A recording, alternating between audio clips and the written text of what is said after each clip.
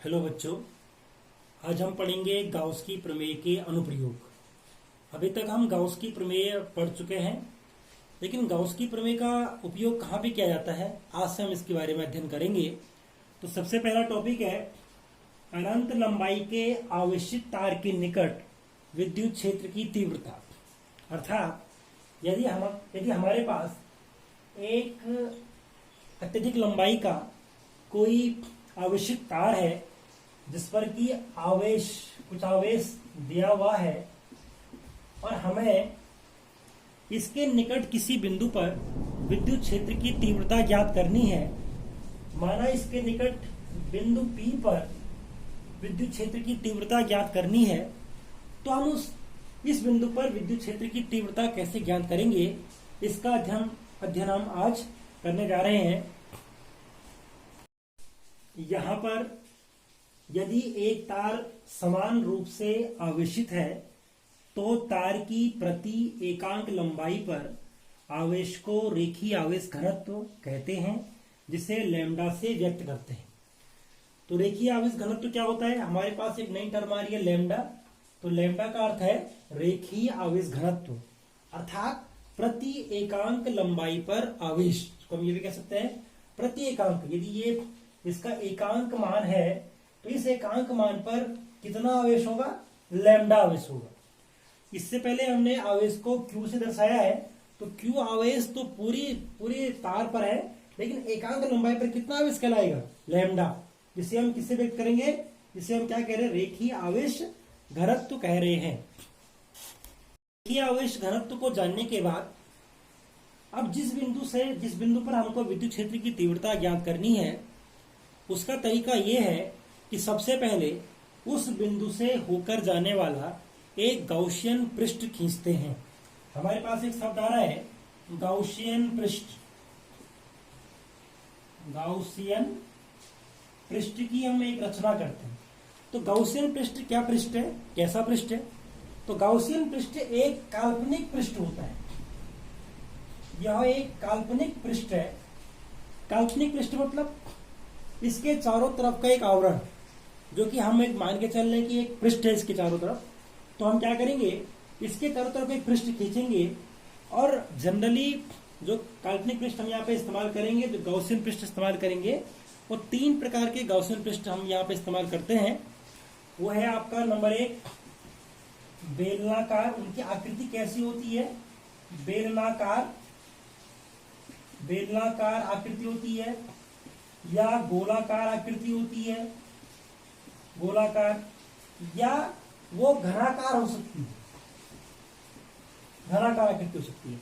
तो गॉसियन पृष्ठ 3 प्रकार के पृष्ठ आगे भी आप देखेंगे कि कहीं पे बेलनाकार है, कहीं पे गोलाकार है, कहीं पे घनाकार है।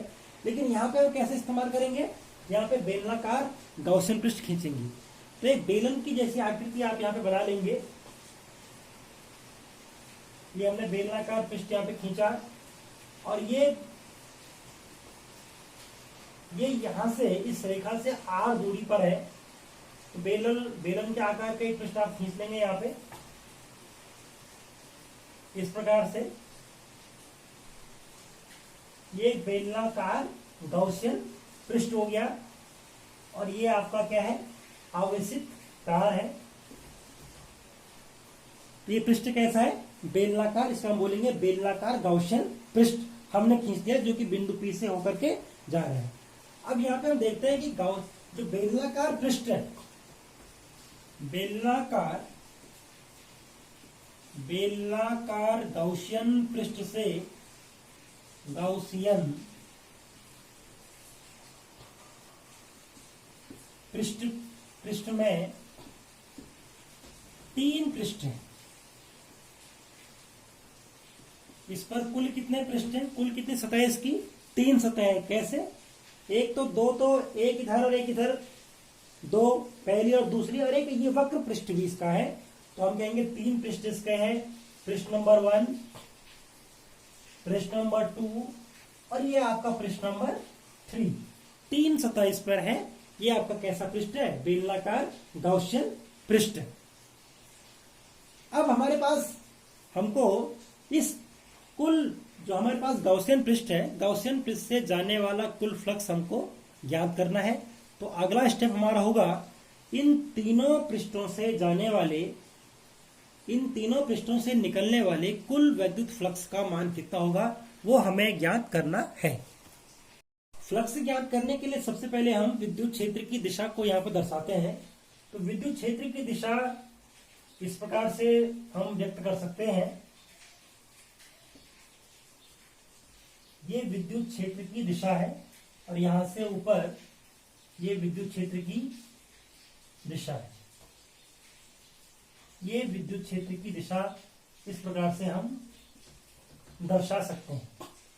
अब हमने सबसे पहले पृष्ठ S1 से कुल कितना फ्लक्स बाहर निकलेगा वो ज्ञात करना है। तो हम यहां पर ज्ञात करेंगे पृष्ठ S1 से निकलने वाला फ्लक्स वाला वैद्युत फ्लक्स, कुल कितना फ्लक्स यहां से बाहर निकलेगा। तो उसके लिए हम यहां पे एक तरीका अपनाते हैं। सबसे पहले जो ये पृष्ठ आपको दिख रहा है, माना ये वाला पृष्ठ आपका S1 है, ये पृष्ठ आपका S1 है और यहां पे विद्युत क्षेत्र की दिशा नीचे की तरफ है।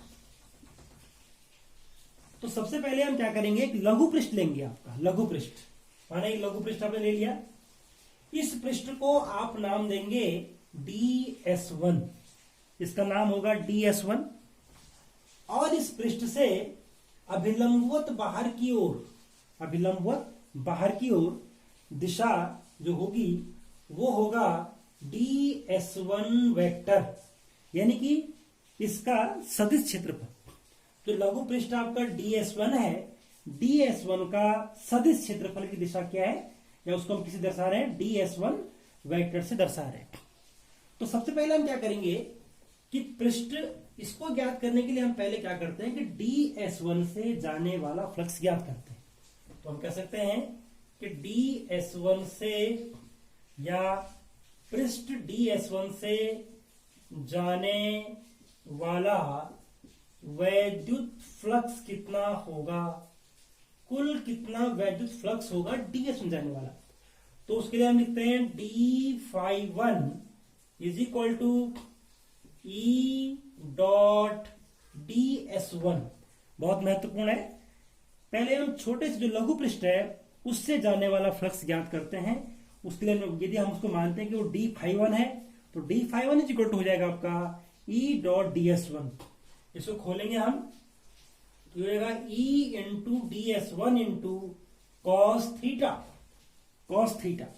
और थीटा का मान कितना है, देखिए यहाँ पे ये मान आपका DS1 का है, ये मान आपका E का है। तो थीटा का मान हो गया आपका 90 डिग्री। थीटा का मान कितना हो गया 90 डिग्री। तो ये हो जाएगा आपका E into DS into cos 90 degree DS1 और कॉस 91, चूंकि cos 90 degree is equal to 0, तो आपका d∅1 इज इक्वल टू कितना हो जाएगा, ये हो जाएगा आपका E इंटू DS1 इंटू 0, तो ये हो जाएगा आपका 0। तो इस लघु पृष्ठ से कुल कितना फ्लक्स निकल रहा है, 0 निकल रहा है। तो पूरे पृष्ठ से कितना निकलेगा, तो हम कह सकते हैं कि पृष्ठ, इसे बात करें पृष्ठ S1 से निकलने वाला वैद्युत फ्लक्स कितना होगा। तो इसको हम दिखाएंगे ∅1 से, तो इसको हम दिखाएंगे ∅1 और ∅1 इज इक्वल हो जाएगा आपका इंटीग्रेशन ऑफ सरफेस S1 और ये हो जाएगा आपका E डॉट DS1 और इसका मान कितना आपका 0 है, तो कितना हो जाएगा आपका 0। यानी कि S1 पृष्ठ से कुल कितना फ्लक्स बाहर निकला, 0 फ्लक्स बाहर निकला। इसी प्रकार पृष्ठ S2 से कितना फ्लक्स बाहर निकलेगा, S2 से, तो S2 के लिए भी हम क्या कर देंगे, S2 के लिए क्या कर देंगे हम, यहां पर भी एक छोटा सा लघु पृष्ठ, यहां पे हम इसको बोलेंगे DS2, और बाहर की तरफ निकल जाएगा आपका DS2 वेक्टर। इससे पहले हमने यहां पे भी करना था, ये आपका हो जाएगा बाहर की तरफ हो जाएगा DS1 वेक्टर। तो इसी प्रकार हम देखते हैं कि यहां से कितना फ्लक्स बाहर निकलेगा S2 से। तो यदि उसको φ2 माने तो φ2 is equal to integration surface integration E.ds2।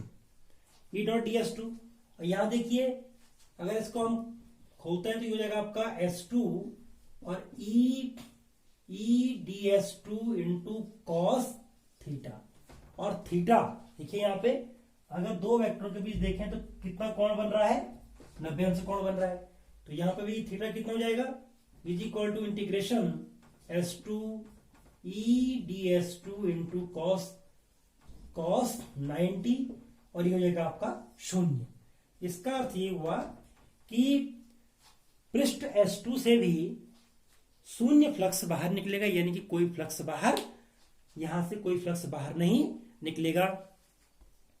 हमारे पास जो तीसरा पृष्ठ है वो है आपका S3।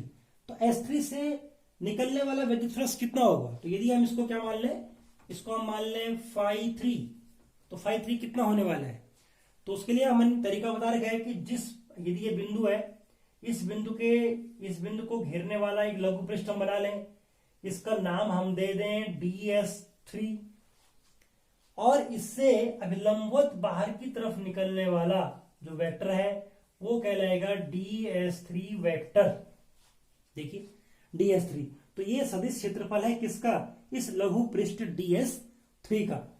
तो यहां पे पृष्ठ S3 से कुल कितना फ्लक्स बाहर निकलेगा, इसको हम लिख सकते हैं इंटीग्रेशन S3 E.ds3। इसको हम यदि खोलेंगे तो integration S3 E.ds3 into cos theta.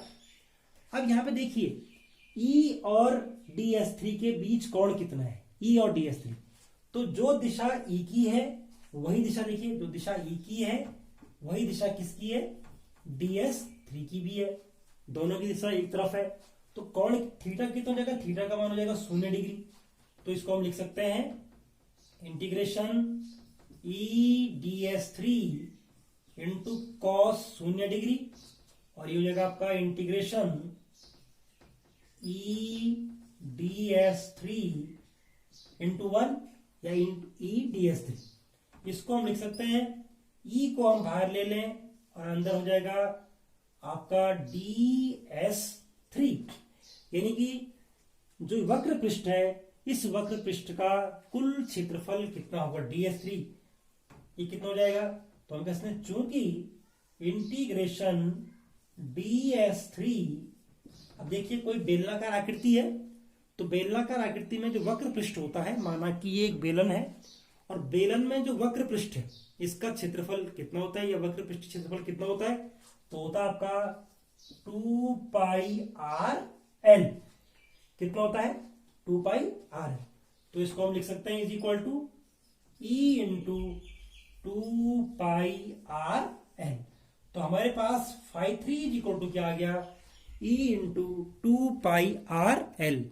अतः कुल बेलनाकार पृष्ठ से, जो बेलनाकार पृष्ठ हमारा, उससे होकर जाने वाला कुल विद्युत फ्लक्स कितना होगा, तो φ इज इक्वल टू हो जाएगा आपका φ1 प्लस φ2 प्लस φ3। इससे निकला φ1, इससे निकला φ2 और वक्र पृष्ठ से निकला φ3। तो φ1 की वैल्यू है 0 प्लस 0 प्लस 2πrl।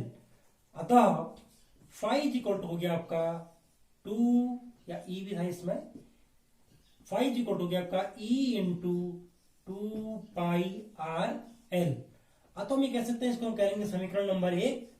तो समीकरण नंबर 1 क्या बता रही है कि इस बेलनाकार, जो बेलन है आपका, बेलनाकार पृष्ठ है या गाउसियन पृष्ठ है, बेलनाकार गाउसियन पृष्ठ से होकर जाने वाला कुल विद्युत फ्लक्स कितना है, E इंटू 2πrl।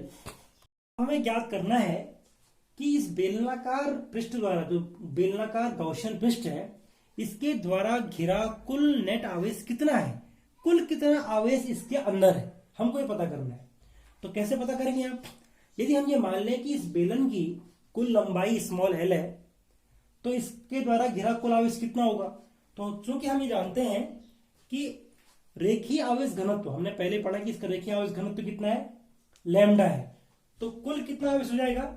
तो नेट आवेश इक्वल टू हो जाएगा आपका रेखीय आवेश घनत्व गुणा गया इस बेलन की कुल लंबाई। तो लैम्डा इंटू एल, लैम्डा क्या है? रेखीय आवेश घनत्व। रेखीय आवेश घनत्व यानी कि प्रति एकांक, यानी कि एकांक लंबाई में कितना आवेश है, लैम्डा। बहुत सिंपल है, तो एकांक लंबाई है माना, इसमें आवेश है आपका लैम्डा, तो यदि एल लंबाई होगी तो कुल कितना आवेश होगा? तो ये हो जाएगा, गुणा हो जाएगा, तो लैम्डा इंटू एल हो जाएगा। तो इस प्रकार से हम ये पता कर सकते हैं कि कुल कितना आवेश यहां पे है, तो ये हो जाएगा लैम्डा इंटू एल। तो इसको यदि समीकरण नंबर हम 2 मान लें, पहला समीकरण किसके बारे में? फ्लक्स के बारे में। दूसरा किसके बारे में है? आवेश के बारे में है। हमें ज्ञात है कि नेट फ्लक्स बराबर E इंटू 2πrl, और उसके द्वारा घिरा कुल आवेश कितना है, लैम्डा इंटू एल। अब हम यहां पर गाउस की प्रमेय इस्तेमाल करेंगे कि गाउस की प्रमेय के अनुसार, गाउस की प्रमेय क्या कहती है? गाउस की प्रमेय कहती है कि कुल फ्लक्स, किसी पृष्ठ से निकलने वाला कुल फ्लक्स किसके बराबर होता है? पृष्ठ द्वारा घिरे कुल आवेश के, यानी कि यहां पे पृष्ठ द्वारा घिरा कुल आवेश बटे एप्सिलॉन नॉट। तो फाई का मान कितना हो जाएगा? ये हो जाएगा आपका E इंटू 2πrl, और कुल आवेश कितना है, लैम्डा इंटू एल और अपॉन एप्सिलॉन नॉट। यहाँ पे ध्यान देना है कि कुल आवेश आपका क्यू नहीं है, कई बार हम गलती कर लेते हैं, क्यू लिखते हैं, लेकिन क्या लिखना है हमको, लैम्डा इंटू एल लिखना है। एल से एल कैंसिल हो जाएगा, तो E इक्वल टू कितना हो जाएगा? E इक्वल हो जाएगा 1/2πr into lambda upon epsilon not. इसको हम रीअरेंज कर सकते हैं, 1/2π एप्सिलॉन नॉट, इसको इधर ले आइए, इंटू लैम्डा अपॉन आर। और यदि ऊपर नीचे 2 का गुणा कर लें इसमें, तो ये क्या हो जाएगा, E बराबर 1/2 दूनी 4 हो जाएगा, 4π एप्सिलॉन नॉट इंटू 2 लैम्डा बटे आर। तो ये क्या हो गया आपका, ये क्या हो गया, बिंदु P पर हमको निकालना क्या था कि अनंत लंबाई के आवेशित तार के निकट r दूरी पर, या r दूरी पर कोई बिंदु P है, तो P पर विद्युत क्षेत्र की तीव्रता कितनी होगी? E is equal to 1/4π epsilon not into 2 lambda बटे आर, जहां पे कि लैम्डा क्या है, रेखीय आवेश घनत्व या प्रति एकांक लंबाई में आवेश।